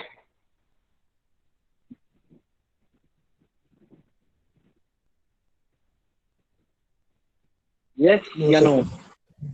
ओके, तो आगे अगली बार हम टीआई प्लाज्मिड की भी बात कर लेंगे कि टीआई प्लाज्मिड कैसे काम कर रहा है। फिलहाल मैं आपसे एक सवाल पूछना चाहता हूँ कि व्हाई ऑलवेज प्लाज्मिड, मतलब जब भी मैं वेक्टर की बात करता हूँ मोस्टली प्लाज्मिड ही इस्तेमाल किए जाते हैं। देखो, प्लाज्मिड इस्तेमाल करने की वजह बहुत सारी हैं, जिसमें से एक वजह यह है कि जो प्लाज्मिड है वो ऑटोनॉमसली रेप्लिकेटिंग स्ट्रक्चर है। अब आपने सुना होगा कि जो माइटोकॉन्ड्रिया है उसका जो डीएनए रेप्लिकेट होता है वो सेमी ऑटोनॉमस होता है, क्लोरोप्लास्ट होता है वो सेमी ऑटोनॉमस होता है। मतलब कि उसको एक पूरे के पूरे एनवायरनमेंट की जरूरत है, उसको काफी सारे एंजाइम साइटोप्लाज्म से भी चाहिए, क्या करने के लिए? डिवाइड करने के लिए। मतलब जो दूसरे पे डिपेंडेंट हो अपनी रेप्लिकेशन के लिए वो हाफ ऑटोनॉमस, सेमी ऑटोनॉमस, और जो इंडिपेंडेंट जिसकी डिवीजन हो उसको बोलते हैं ऑटोनॉमस। तो एक बैक्टीरिया के पास ना छोटे छोटे सर्कुलर डीएनए मॉलिक्यूल्स होते हैं, उनको हम प्लाज्मिड्स बोलते हैं। ये प्लाज्मिड सर्कुलर होते हैं, ये बहुत सारे होते हैं, हजारों लाखों होते हैं, और ये अपनी कॉपी खुद बना पाते हैं। ये बैक्टीरिया के अपने क्रोमोसोमल डीएनए पे डिपेंडेंट नहीं होते, क्योंकि ये क्रोमोसोमल डीएनए के अलावा फालतू हैं, एक्स्ट्रा में हैं, इसलिए इनको हम एक्स्ट्रा क्रोमोसोमल डीएनए भी बोलते हैं। इनकी खास बात क्या होती है? इनकी खास बात ये होती है कि इन प्लाज्मिड के पास एंटीबायोटिक रेजिस्टेंस की जीन होती हैं, जैसे kanamycin resistant gene, ampicillin resistant gene, tetracycline resistant gene.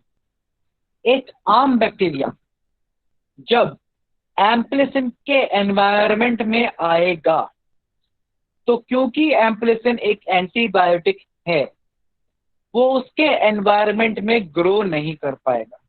मतलब एक आम बैक्टीरिया एम्प्लिसिन के एनवायरनमेंट में ग्रो नहीं कर सकता। लेकिन अगर उसके पास एक ऐसा प्लाज्मिड है जिसके पास एम्प्लिसिन के खिलाफ यानी एम्प्लिसिन रेजिस्टेंट जीन है, तो फिर वो बैक्टीरिया एम्प्लिसिन की प्रेजेंस में भी ग्रो कर सकता है। एम्प्लिसिन से उसे कोई खास फर्क नहीं पड़ेगा।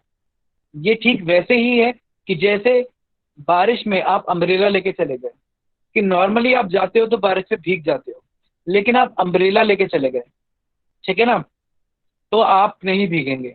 तो अम्ब्रेला क्या है? Water resistant.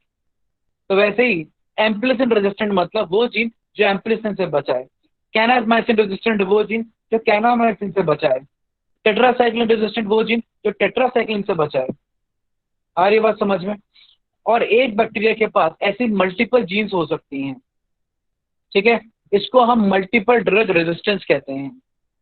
ठीक है, तो कॉन्सेप्ट ये है कि प्लाज्मिड वो चीज है जिसके पास एंटीबायोटिक रेजिस्टेंस जीन होती है, और दूसरा वो ऑटोनॉमसली रेप्लिकेटिंग होता है। इन्हीं वजहों की वजह से हम प्लाज्मिड को एक अच्छा वेक्टर मानते हैं। लेकिन इसके साथ एक नुकसान भी है। नुकसान ये है कि मान लो मैंने तो अपनी तरफ से एक प्लाज्मिड के अंदर जीन इंट्रोड्यूस कर दी, लेकिन मुझे कैसे पता चलेगा कि वो जीन प्लाज्मिड में गई या नहीं गई? ठीक है, ताकि मुझे इजीली पता लग जाए कि प्लाज्मिड में वो जीन गई है या नहीं गई है, मतलब ट्रांसफॉर्मेशन, मतलब कि रिकॉम्बिनेंट डीएनए बना है या नहीं बना है, ये चीजें पता लगाने के लिए बहुत जरूरी है कि मैं प्लाज्मिड को इस तरीके से डिजाइन करूं कि उसमें पता लगाना क्या हो जाए, आसान हो जाए। तो ऐसे स्पेसिफिकली डिजाइन प्लाज्मिड इस्तेमाल किए जाते हैं जीन को ट्रांसफर करने के लिए, जिनमें पता लगाना बहुत आसान हो जाता है कि कोई पर्टिकुलर जीन इंसर्ट हुई है कि नहीं हुई है। और इतना ही नहीं, ये भी पता लगा सकते हैं कि वो इंसर्ट होने के बाद वो वाला प्लाज्मिड पर्टिकुलर बैक्टीरिया में गया है या पर्टिकुलर बैक्टीरिया में नहीं गया है। तो ऐसे प्लाज्मिड्स, मॉडिफाइड प्लाज्मिड्स का एक एग्जांपल है जो मोस्ट कॉमन है, वो है ये PBr322, जहां P stands for plasmid, BR stands for आपके एनसीईआरटी में दिया हुआ है बॉलीवर, बॉलीवुड नहीं, बॉलीवर एंड रॉड्रिगुएज, GUEZ, बॉलीवर और रॉड्रिगुएज दो साइंटिस्ट जिन्होंने इसको बनाया। और 322 अगेन कोई नंबर है, जैसे कैदी नंबर 112, रोल नंबर 503, तो एक नाम दिया गया, नंबर दिया गया PBr322। बेटा ये एक PBr322 का वेक्टर है। अब आप इसको देखेंगे तो आप इसको देखकर परेशान हो जाएंगे कि इसमें तो भाई बहुत सारी जीन्स हैं, बहुत सारी जीन्स। अब इतनी जीन्स अगर आपको दिखाते तो आप पागल हो जाते, आप परेशान हो जाते। इसलिए एनसीईआरटी ने सिर्फ इंपॉर्टेंट जीन्स आपको दिखाई और एक बड़ा ही सिंपल डायग्राम दे दिया PBr322 का। तो देखिए ये वो PBr322 है जो एक्चुअल में होता है। जो मास्टर्स वाले पीएचडी वाले लोग समझते हैं, जानते हैं, एनालाइज करते हैं। ठीक है। अच्छा, अब आपको उतना नहीं पढ़ाना होता तो आपको लेकिन सब बात तो समझानी होती है, इसलिए सिंप्लीफाइड वे में जितना इंपॉर्टेंट है उतना ये डायग्राम दे दिया। ठीक। अब इस डायग्राम को आप ध्यान से देखिए, क्या खास बात है पीबीआर 322 में। ये क्वेश्चन आपके लिए आ सकता है, इंपॉर्टेंट है, बायोटेक्नोलॉजी आजकल नीट में क्वेश्चन आ रहे हैं। तो सबसे पहले तो इसके अंदर एक ओआरआई सीक्वेंस है। ORI stand for origin of replication. अपना पेन और नोट कॉपी लेके बैठे, क्योंकि हर चीज मैं यहाँ पर लिख नहीं सकता, बोल रहा हूँ, ध्यान से सुनिएगा। ओआरआई क्या हो गया? Origin of replication. बेटा ये बहुत जरूरी है।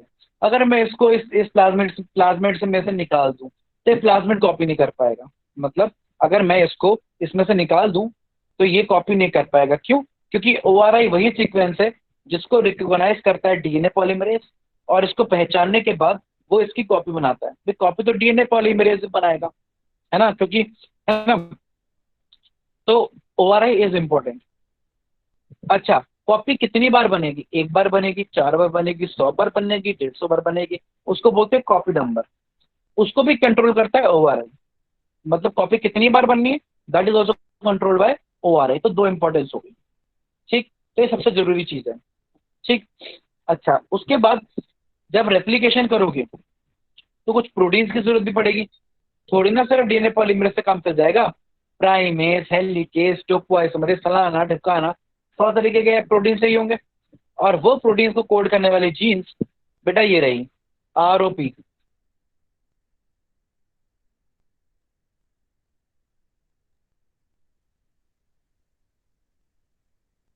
रेप्लिकेशन प्रोटीन्स, ठीक है ना। तो आरओपी क्या है? वो जो रेप्लिकेशन में मदद करेंगे। ये 2 चीजें हो गई। ठीक। तीसरी चीज, इस प्लाज्मिड में 2 इंटरेस्टिंग जीन्स हैं। एक इंटरेस्टिंग जीन कौन सी है? एम्प्लिसिन रेजिस्टेंस। और एक कौन सी है? Tetracycline resistance. मतलब ये प्लाज्मिड, जिस भी बैक्टीरिया के पास इस प्लाज्मिड का आशीर्वाद होगा, वो बैक्टीरिया ना तो एम्प्लिसिन से मरेगा ना टेट्रासाइक्लिन से मरेगा।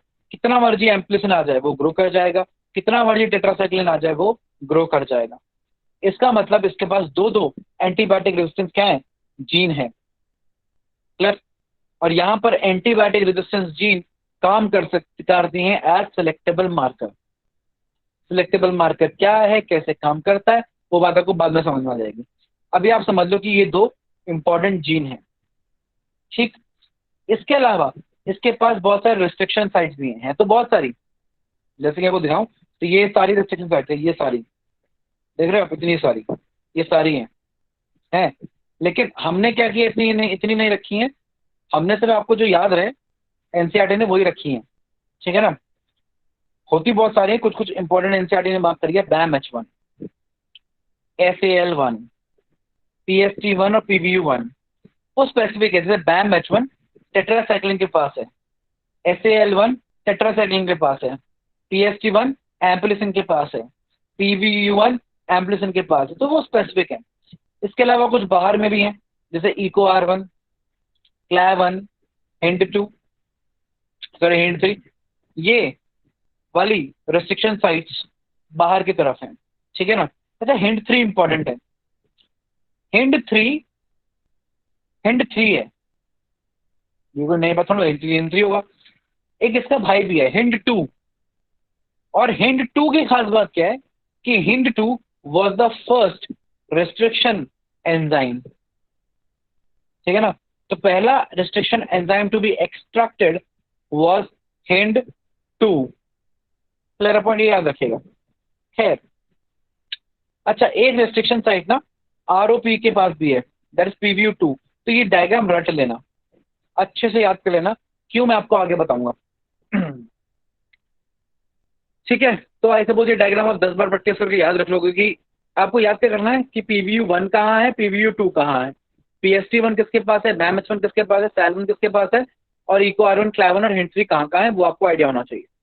खैर, अब ये ध्यान रखो कि ये PBR 322 का डायग्राम है। इसमें 2 एंटीबायोटिक रेजिस्टेंस जीन है, एक ORI है, एक रेप्लिकेशन प्रोटीन्स है। और बहुत सारी रेस्ट्रिक्शन साइट्स हैं। ठीक है, अब आगे बात करते हैं। अब आगे एक बड़ी ही प्यारी चीज होती है इंसर्शनल इनएक्टिवेशन। मतलब इंसर्शन की वजह से एक जीन का इनएक्टिव हो जाना, और इसी को हम इस्तेमाल करते हैं ये पता लगाने के कि कहां पर हमारी जीन इंसर्ट हुई है और कहां इंसर्ट नहीं हुई है। आइए देखते हैं कैसे। अब इमेजिन कीजिए जैसे कि ये क्लोनिंग वेक्टर है, इसमें दो जीन है। एक जीन ये ग्रीन वाली है, लेट्स से एम्प्लिसिन रेजिस्टेंट जीन, और एक ये ग्रीन वाली है टेट्रासाइक्लिन रेजिस्टेंट जीन। तो ऑरेंज वाली कौन सी है बेटा? एम्प्लिसिन रेजिस्टेंट। और बेटा ग्रीन वाली कौन सी हो गई? Tetracycline resistant. अब मैंने एक बाहर का डीएनए इसमें इंट्रोड्यूस किया, वो डीएनए जो मैंने कॉपी बनाना है। अब वो डीएनए जाके घुस गया इस ग्रीन वाले के अंदर, घुस गया। अब जैसे ही उस ग्रीन वाले के अंदर घुसा, तो क्या ग्रीन वाली जीन का सीक्वेंस वही रह गया जो पहले था? नहीं। तो क्या इसका सीक्वेंस बदल गया? हाँ। तो पहले जो इससे अमाइनो एसिड सीक्वेंस कोड हो रही थी अब होगी? नहीं। तो क्या पहले जैसा प्रोटीन बनेगा? नहीं। तो क्या वो पहले जैसा काम कर पाएगा? नहीं। तो क्या ये जीन डिजायर्ड प्रोटीन बना पाएगी? नहीं। तो क्या ये जीन फंक्शनल रह जाएगी? नहीं। ये जीन कैसी हो जाएगी? Non functional. मतलब इसका क्या हो जाएगा? इनएक्टिवेशन। इसी को बोलते हैं इंसर्शनल इनएक्टिवेशन। अब क्योंकि ये जीन घुसी है टेट्रासाइक्लिन वाली जगह पर, तो इसलिए आपकी जो जीन काम करना बंद कर गई है वो है टेट्रासाइक्लिन वाली जीन, अब ये काम नहीं करेगी। मतलब अब ये प्लाज्मिड अगर किसी बैक्टीरिया के पास हुआ तो वो टेट्रासाइक्लिन में ग्रो नहीं कर पाएगा। अब वो बन जाएगा टेट्रासाइक्लिन सेंसिटिव। टेट्रासाइक्लिन सेंसिटिव, पहले उसके ऊपर आर लगा हुआ था, आर का मतलब रेजिस्टेंट था, अब वो आर हट गया, अब आ गया एस, एस का मतलब सेंसिटिव। अब ये वाला प्लाज्मिड जो मॉडिफाई हो गया है, जिसमें इंसर्शनल एक्टिवेशन हो गया है, ये टेट्रासाइक्लिन से एक पर्टिकुलर बैक्टीरिया को नहीं बचा पाएगा। सवाल ये कि क्या वो एम्प्लिसिन से उसे बचा पाएगा? तो जवाब ये कि हाँ, एम्प्लिसिन से बचा पाएगा। क्यों? क्योंकि एम्प्लिसिन की जीन को कोई फर्क नहीं पहुंचा है, वो आज भी ऐसी की ऐसी है। फर्क पड़ा है तो सिर्फ टेट्रासाइक्लिन की जीन को, और इसी बात का हमें फायदा उठाना है। क्लियर? कैसे उठाएंगे इसका फायदा, उसकी बात हम बाद में करेंगे। बस आपको ये याद रखना है कि इंसर्शन इनएक्टिवेशन की वजह से कोई भी डीएनए जब जहां पे इंट्रोड्यूस होता है उस जीन का क्या हो जाता है? Insertional inactivation.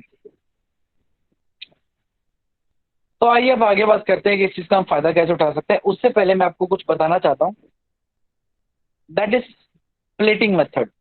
अब प्लेटिंग क्या होता है? प्लेटिंग बहुत ही आसान सा मेथड है कि मान लीजिए हमें एक बैक्टीरिया की प्लेट बनानी है, तो हम इस तरीके से बैक्टीरिया का सोल्यूशन बना लेते हैं। पहले हमने बैक्टीरिया का सोल्यूशन बना लिया, सोल्यूशन बनाने के बाद इस तरीके की डंडी होती है उसे इस्तेमाल करते हैं, इस डंडी को सोल्यूशन में डुबो देते हैं और फिर छिड़काव करते हैं उसको, उसका इस प्लेट के ऊपर। इस प्लेट में काफी सारे न्यूट्रिएंट्स रख देते हैं। ये एग्रोस जेल की प्लेट होती है, एग्रोस जेल न्यूट्रिएंट प्रोवाइड करता है, प्लस कुछ न्यूट्रिएंट्स ऐड कर देते हैं, कुछ अमाइनो एसिड, कुछ जो भी इसको चाहिए वो ऐड कर देते हैं, और ऐड करने के बाद उसको छोड़ देते हैं। छोड़ने के बाद क्या देखते हैं कि वो बैक्टीरिया जो टेस्ट ट्यूब में था, वो बैक्टीरिया किस तरीके से क्या बन जाती है? एक प्लेट बन जाती है। अब इस बैक्टीरिया एबीएस में बहुत सारे क्या जाते हैं?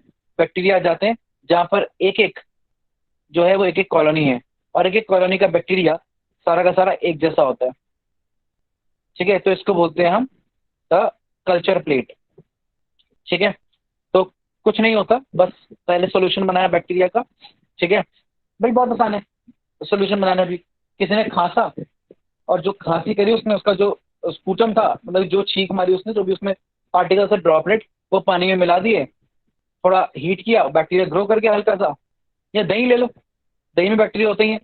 दही लिया, दही को पानी मिलाया, थोड़ा लस्सी टाइप बना लिया, और फिर उसी लस्सी में ये डंडी सी डाल दी, और डंडी सी डाली, और उसके बाद फिर ये प्लेट बनाई जिसमें एग्रोजेल था, डंडी से थोड़ा छिड़काव कर दिया, मतलब जगह जगह टच कर दिया, जहां जहां टच किया वहां वहां एक आध बैक्टीरिया आ गया, थोड़ी देर उसको रखा, तो वो ग्रो कर गया, तो पूरे की पूरे क्या बन गई, डिफरेंट डिफरेंट कॉलोनीज बन गई। इस तरीके से हम बैक्टीरिया को ग्रो करवाते हैं, बहुत आसान है।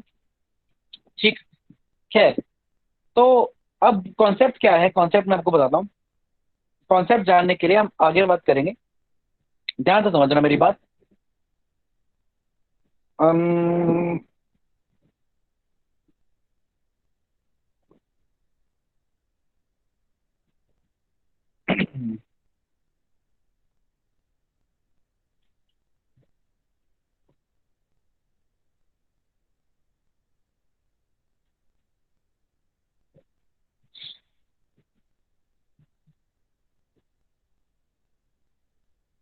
ओके, अब मान लो, एज्यूम कर लेते हैं कि बेटा हमारा ये वाला जो था ना जीन, ये PBR 322 था। ठीक है, कौन था ये, PBR 322। इसमें मुझे इंट्रोड्यूस करनी है ये वाली जीन। ठीक है ना, मान लो ये इंसुलिन की जीन है, मैं ह्यूमन इंसुलिन को कॉपी करना चाहता हूँ ह्यूमन के अंदर। तो मैंने जीन ली ह्यूमन इंसुलिन की, और जीन लेने के बाद उसको मुझे इंट्रोड्यूस कराना है इस प्लाज्मिड के अंदर। अब प्लाज्मिड तो पूरा गोल है, जैसे आप डायग्राम में देख सकते हो प्लाज्मिड कैसा है, मेरा प्लाज्मिड तो पूरा गोल है, इट इज राउंड प्लाज्मिड, पूरा राउंड प्लाज्मिड है, पूरा राउंड है। अब इस राउंड को खोलना पड़ेगा ना, तभी तो आप जाके इसमें कोई नई जीन इंट्रोड्यूस करोगे। आ रही बात समझ में? भाई मैं डायग्राम में लूँ, अगर मैं आपको अगर एक सिंपल सा प्लेन पेज पर डायग्राम दिखाऊं, बताऊं, बनाऊं,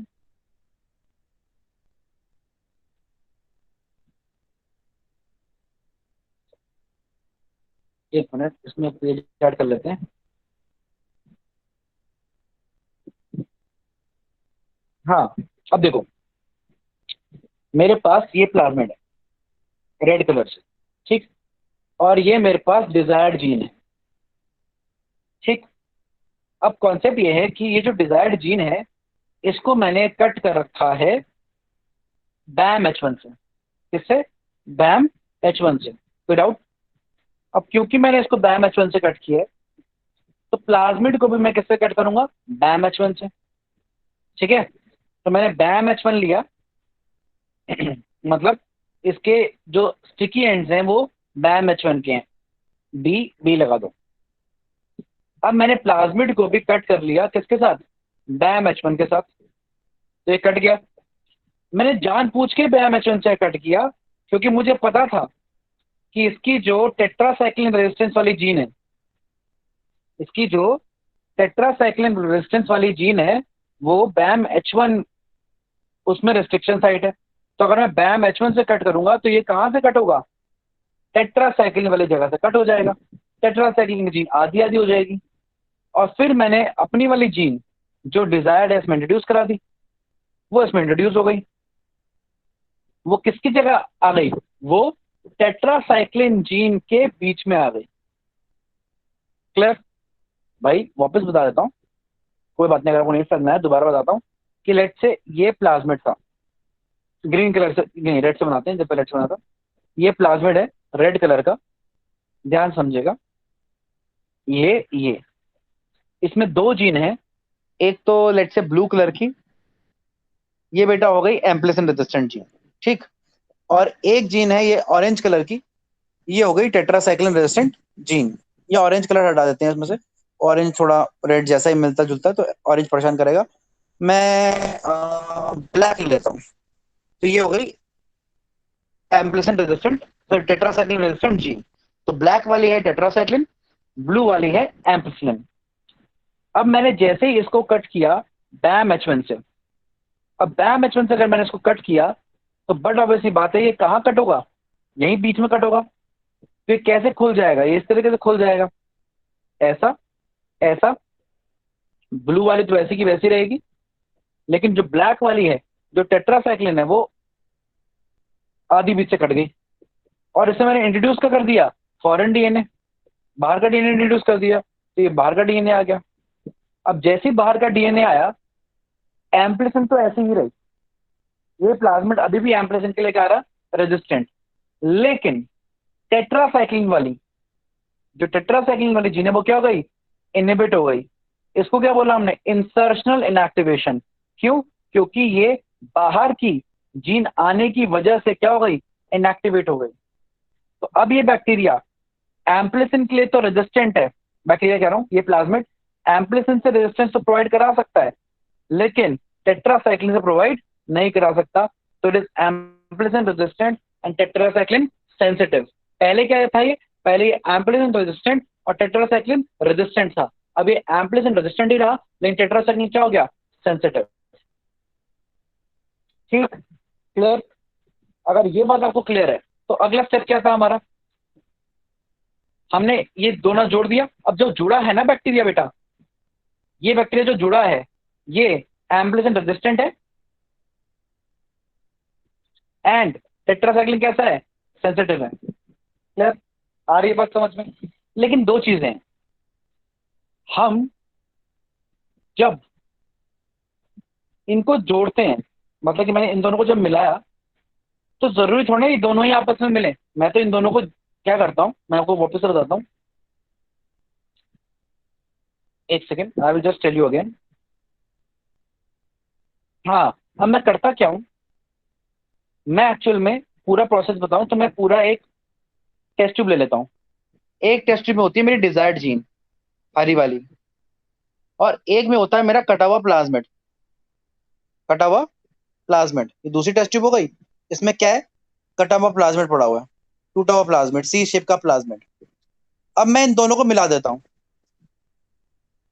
मिला दिया। अब मैं थोड़ा जानता हूं, और मैंने साथ में डाल दिया क्या? साथ में डाल दिया डीएनए लाइगेस। क्या डाल दिया? डीएनए लाइगेस एंजाइम, कि भाई जुड़ जाना तुम आपस में। अब मुझे क्या पता कि ये हरे वाली जीन से जुड़ी या नहीं, और कितनों में जुड़ी? हजारों प्लाज्मिड थे, हजारों जीन थी। हो सकता है कुछ जुड़ी कुछ नहीं जुड़ी, हो सकता है कुछ जुड़ी और कुछ नहीं जुड़ी। अब जो जुड़ी वो तो भाई ऐसे नजर आएंगी आपको। कैसी? आधा प्लाज्मिड और आधी मेरी डिजायर्ड जीन। और जो जुड़ी होंगी वो कैसी होंगी? वो होंगी एम्प्लिसिन से रेजिस्टेंट, जैसे कि हमेशा थी। एम्प्लिसिन की जीन को तो कोई खराबी नहीं आई, लेकिन टेट्रासाइक्लिन वाली खराब हो गई होगी। हो गई होगी ना टेट्रासाइक्लिन वाली खराब, क्योंकि वो जुड़ गई है, उसकी जगह नई जीन आ गई है। तो टेट्रासाइक्लिन क्या हो गई होगी? वो सेंसिटिव। तो टेट्रासाइक्लिन सेंसिटिव। ये तो रिकॉम्बिनेंट जो मेरा बना है नया प्लाज्मिड, वो एम्प्लिसिन की तो रेजिस्टेंट रहा, लेकिन टेट्रासाइक्लिन क्या हो गया? सेंसिटिव, क्योंकि नई जीन क्या हो गई? इंट्रोड्यूस। अब होने को तो ये भी हो सकता है ना कि लाइगेज डाला तो पता चला कि प्लाज्मिड के अपने दोनों एंड्स जुड़ गए। ये भी तो हो सकता है। तो अगर ये हुआ होगा तो प्लाज्मिड वापस बन गया होगा, और प्लाज्मिड वापस बन गया होगा तो इंसर्शन हुआ नहीं होगा।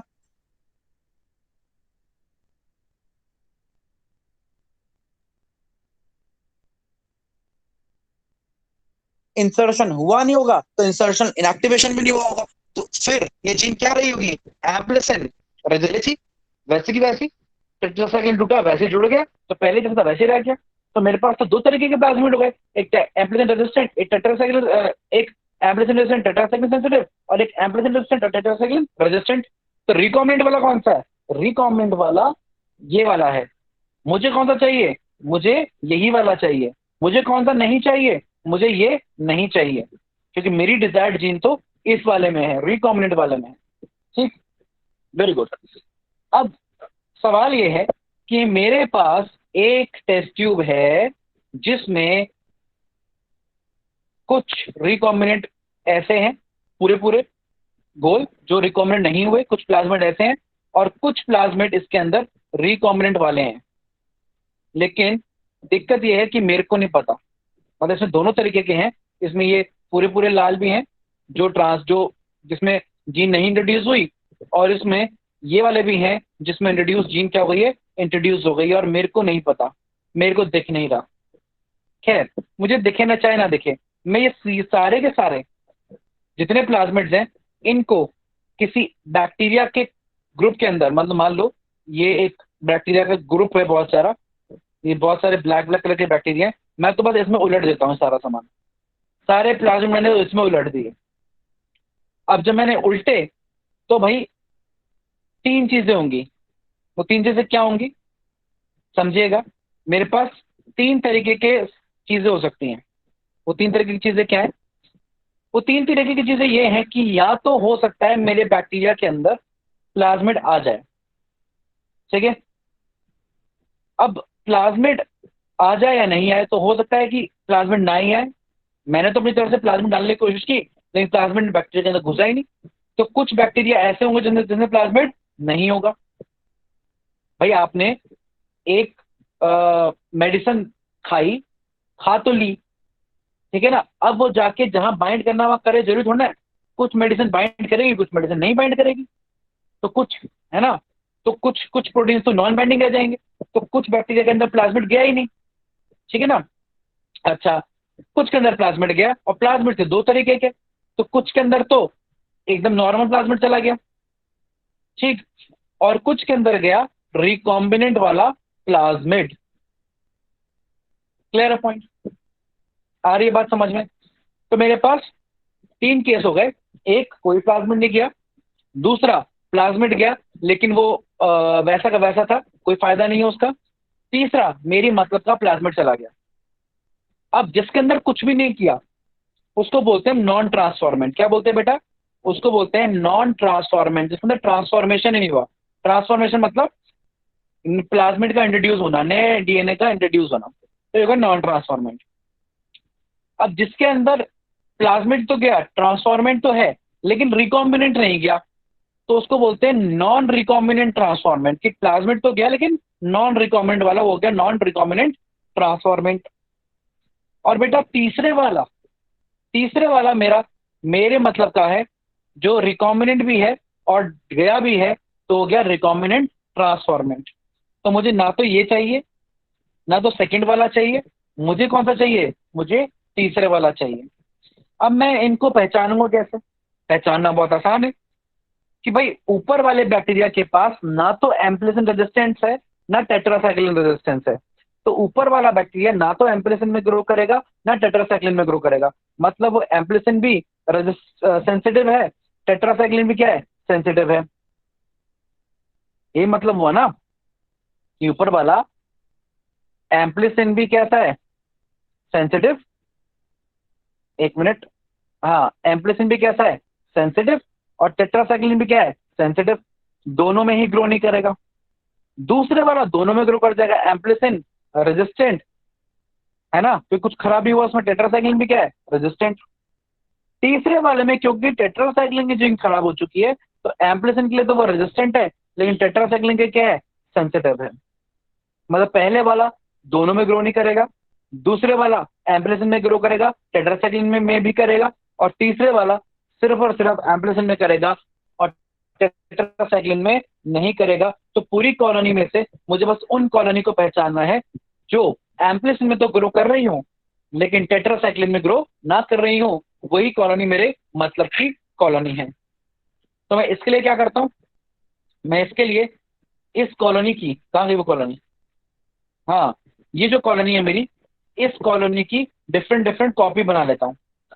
ठीक है, क्या बना ली मैंने इसकी? Different different copies. कैसे बनाई डिफरेंट डिफरेंट कॉपीज? आइए देखते हैं। तो मैंने इसकी डिफरेंट डिफरेंट कॉपीज बना ली। तो याद रखिएगा, मैं सब मिटा रहा हूँ। हमें वो चाहिए जो एम्प्लिसिन में ग्रो करे, टेट्रासाइक्लिन में ना करे। तो मैंने इसकी डिफरेंट डिफरेंट कॉपीज बना ली। 1 कॉपी, 2 कॉपी, ठीक है ना, 3 कॉपी। और इसमें मेरे पास अलग अलग कॉलोनी थी, colony 1, colony 2, colony 3, colony 4, colony 1, colony 2, colony 3, colony 4, colony 1, colony 2, colony 3 and colony 4। ठीक है ना। खैर, कॉपी बनाई है। अब मैंने क्या किया? मैंने पहले डाला एम्पिसिलिन। क्या डाला पहले? एम्पिसिलिन। जैसे ही मैंने एम्पिसिलिन डाला, तो मान लो कि ये वाली कॉलोनी ग्रो नहीं करी, ये वाली कॉलोनी ग्रो नहीं करी, ठीक है, ये वाली कॉलोनी ग्रो नहीं करी, ये वाली कॉलोनी ग्रो नहीं करी। अब अगर ये कॉलोनी ग्रो नहीं करी तो उसका मतलब ये एम्पिसिलिन सेंसिटिव है, मुझे वो चाहिए ही नहीं। तो मतलब ये मेरे कौन से हो गए? नॉन ट्रांसफॉर्मेंट, जिसमें कुछ नहीं किया, क्योंकि गया होता तो एम्पिसिलिन रेजिस्टेंट होती। ठीक है, तो एम्पिसिलिन सेंसिटिव हुई, एम्पिसिलिन मर गई, तो मेरे को ये नहीं चाहिए। ठीक, अब मैंने डाला इसके अंदर टेट्रासाइक्लिन। जैसे ही टेट्रासाइक्लिन डाला तो मैं क्या देखता हूं कि बेटा ये वाली कॉलोनी तो ग्रो करी है, और जो रेड से मार्क कर रहा हूं ये वाली रेड से मार्क कॉलोनी ग्रो नहीं करी। अब ये जो हरी वाली कॉलोनी है ये एम्प्लिसिन में ग्रो करी, तभी बच गई। टेट्रासाइक्लिन में भी ग्रो कर गई, मतलब एम्प्लिसिन भी रेजिस्टेंट, टेट्रासाइक्लिन भी रेजिस्टेंट, मतलब ये तो नॉर्मल प्लाज्मिड हुआ, ये तो मेरे मतलब का ही नहीं हुआ, ये तो नॉन रिकॉम्बिनेंट ट्रांसफॉर्मेट है, तो मुझे ये भी नहीं चाहिए। नीचे जो पिंक वाला है वो एम्प्लिसिन में तो ग्रो कर रहा है लेकिन टेट्रासाइक्लिन में ग्रो नहीं कर रहा, इसका मतलब टेट्रासाइक्लिन इनएक्टिवेट हो गया, इसका मतलब मेरे वाला जीन इसके अंदर इंट्रोड्यूस हुआ है। तो इसका मतलब मेरे को ये वाली बैक्टीरिया की क्या चाहिए, कॉलोनी चाहिए, मेरे मतलब का ये वाला हो गया, क्योंकि वो एम्प्लिसिन रेजिस्टेंट है और टेट्रासाइक्लिन क्या है, सेंसिटिव। इसको मैं बोलता हूँ स्क्रीनिंग। तो अब आपने देखा कैसे एंटीबायोटिक रेजिस्टेंस की जो जीन है वो सेलेक्ट करने में हेल्प कर रही है, इसलिए हम उसको सेलेक्टेबल मार्कर के नाम से भी क्या कहते हैं, जानते हैं। और यही इंपॉर्टेंस है एंटीबायोटिक रेजिस्टेंस जीन की in a case of plasmid. It helps us to select recombinant transformants from a group of non-transformants and non-recombinant transformants। आ रही है बात समझ में? हिंदी में बोला जाए तो ये मुझे मदद करता है रिकॉम्बिनेंट ट्रांसफॉर्मेंट्स को सिलेक्ट करने की उन बैक्टीरिया में से जहां पे और भी बैक्टीरिया प्रेजेंट है जो नॉन ट्रांसफॉर्मेंट हो सकते हैं या नॉन रिकॉम्बिनेंट ट्रांसफॉर्मेंट हो सकते हैं। आई सपोज ये बात आपको क्लियर है। किसी के डाउट्स है तो मुझे बता दीजिए, फिर बाकी बातें हम नेक्स्ट क्लास में करेंगे।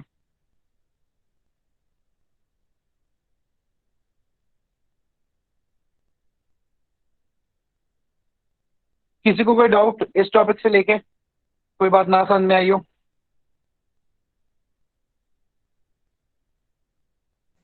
सर एक बार शटल बता देना दोबारा से। शटल क्या चीज? शटल शटल वेक्टर बेटा, शटल वेक्टर वो होता है जो मैं prokaryote as well as eukaryote दोनों के लिए इस्तेमाल कर सकता हूँ, ठीक है ना। मतलब एक वेक्टर तो या तो प्रोकैरियोटिक होगा या यूकैरियोट के लिए इस्तेमाल होगा, लेकिन दोनों के लिए इस्तेमाल होगा तो शटल वेक्टर बोलता हूँ। सर यूकैरियोट के लिए ARS है ना, और वो जो हाँ, रिकॉम्बिनेशन ऑटोनॉमसली रेप्लिकेटिंग सीक्वेंस, और बैक्टीरिया के और ही। ठीक है सर। ठीक। हाँ सर। और कोई डाउट किसी का? चलिए फिर see in the next class, keep studying.